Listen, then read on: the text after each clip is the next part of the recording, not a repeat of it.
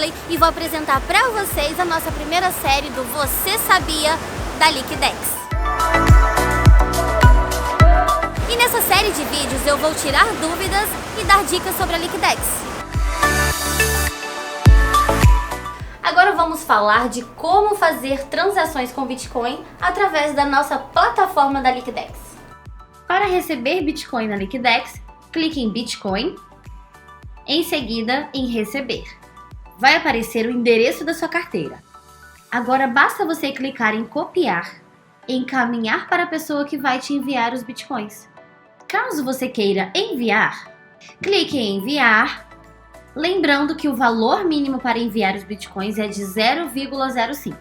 Colhe o endereço da carteira e basta clicar em Enviar. Você receberá novamente o e-mail com seu token, coloque o número do seu PIN e confirme. Agora é só esperar a transação ser concluída.